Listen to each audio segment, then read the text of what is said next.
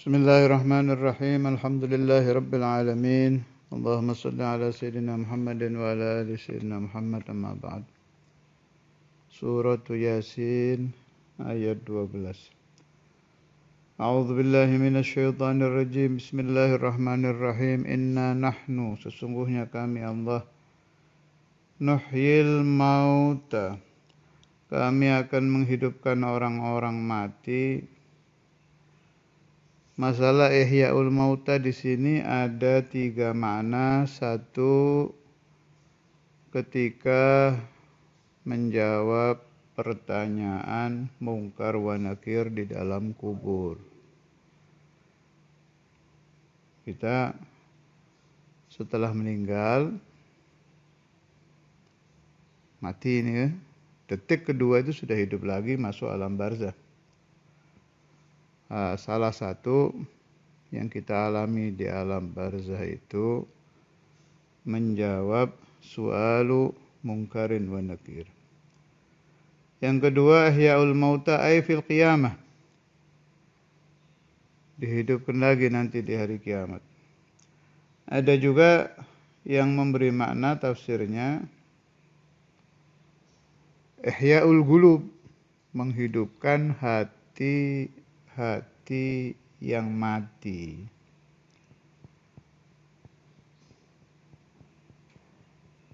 Ada kan itu, tapi yang dimaksud mati di sini berarti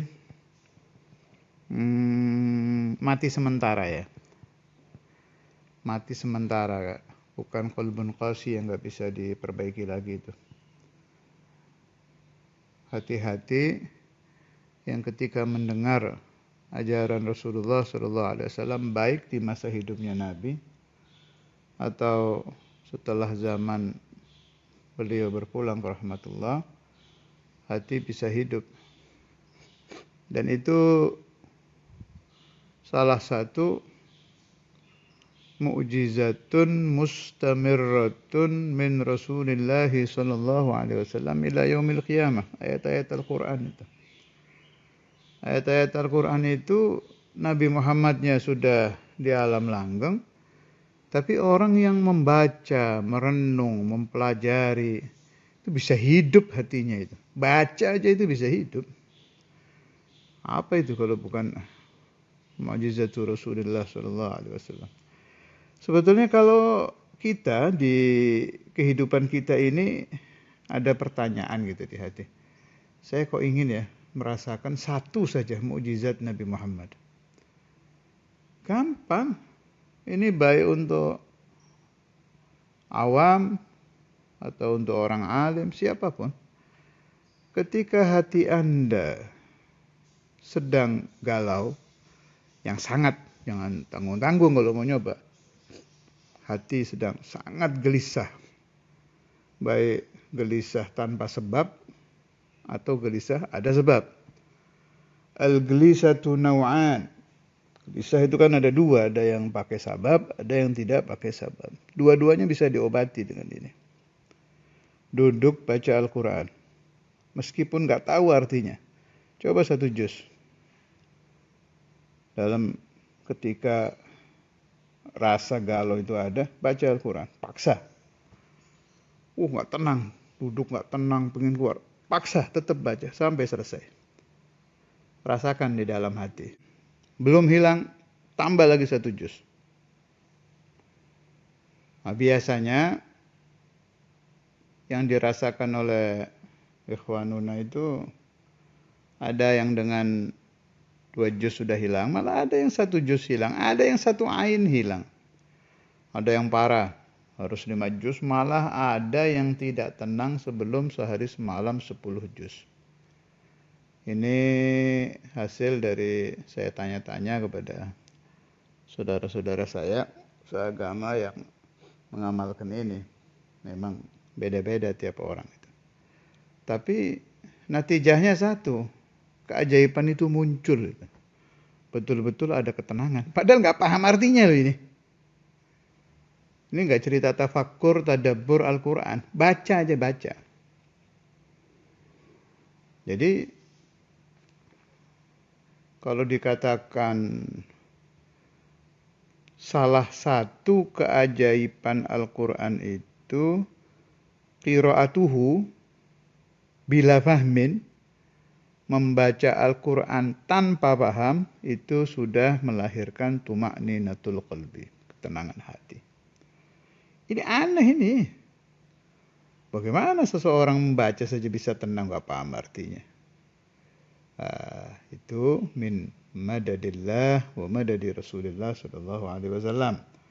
Sebab Al-Quran itu kalamullah yang disampaikan kepada kita oleh Nabi Muhammad melalui malaikat Jibril. Jadi salah satu penghidupan hati itu adalah dengan qiraatul Quran. Apalagi kalau dengan faham, dengan tafakkur, dengan tadabbur. Wa naktubu, dan kami Allah mencatat maqaddamu, apa-apa yang mereka dahulukan, mereka kaum, wa atharuhum, dan bekas-bekas mereka. Maksudnya bekas di sini, athar itu macam-macam di sini tafsirannya. Salah satunya khatawatuhum ilal masjid, jalan pakai kaki orang menuju ke masjid. Bisa kita masukkan juga pakai mobil, tapi jelas yang pakai langkah kaki lebih besar pahalanya. Thawab ala qadri ta'ab, semakin capek ya pahalanya semakin besar. Subhanallah, jalan aja ada hitungan ya, ada hitungan pahalanya. Malah di sini ada hadis dari Nabi alaihi salatu wassalam, ala akhbirukum bima yamhu Allahu bihil khataya wa turfa'u bihid darajat, isbaghul wudu' 'alal makarih wa kathratul khatawat ilal masjid wa intidharus shalah ba'da shalah. Yang menghapuskan dosa dan mengangkat derajat itu menyempurnakan wudu di tempat-tempat yang kita nggak suka. Air wudu itu kan dingin, pinginnya kan yang wajib-wajib aja, ini disempurnakan. Pakai sunnah-sunnahnya semua nggak perlu dingin, apalagi pakai 4 mazhab sekalian. Kayak Syekhuna Abu Yahya radhiyallahu ta'ala anhu itu kalau wudu bukan hanya pakai mazhab Syafi'i, tapi yajma' bainal mazahib untuk ini mendapatkan fadilah hadis ini. Yamhullahu bihil khataya wa turfa'u bihid darajat. Dan banyaknya melangkah ke masjid serta habis sholat nggak langsung pulang, menunggu waktu sholat yang akan datang. Wa naktubu ma qaddamu wa atharuhum wa kulla syai'in ahsaynahu fi imamin mubin. Dan segala sesuatu ahsayna, kami Allah menghitungnya, ahsaynahu, kami Allah menghitungnya, fi imamin mubin, di kitab yang jelas. Imam di sini bukan imam orang ya, fi imamin mubin, di kitab yang jelas, yakni Lauhul Mahfuz. Jadi Lauhul Mahfuz itu dicatatnya amal-amal, perbuatan, aqwal, af'al seluruh manusia.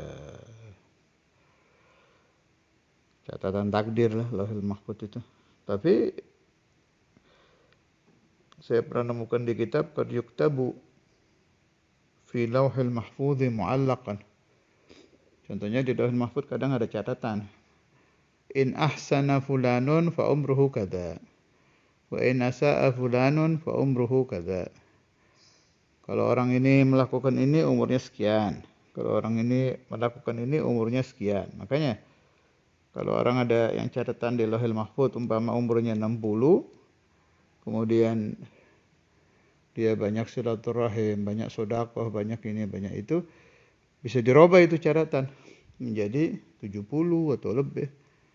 Yamhullah ma yasha'u wa yuthbitu wa indahu ummul kitab. Karena itu doa itu apabila diijabah oleh Allah Ta'ala, bisa merubah catatan Lauhul Mahfuz.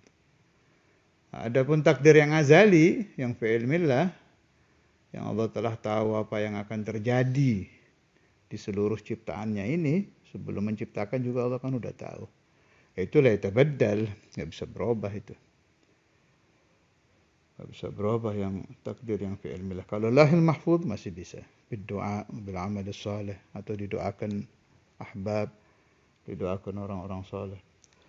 Wassallallahu ala sayyidina Muhammad wa ala alihi wa sahbihi wasallam. Alhamdulillahirabbil alamin.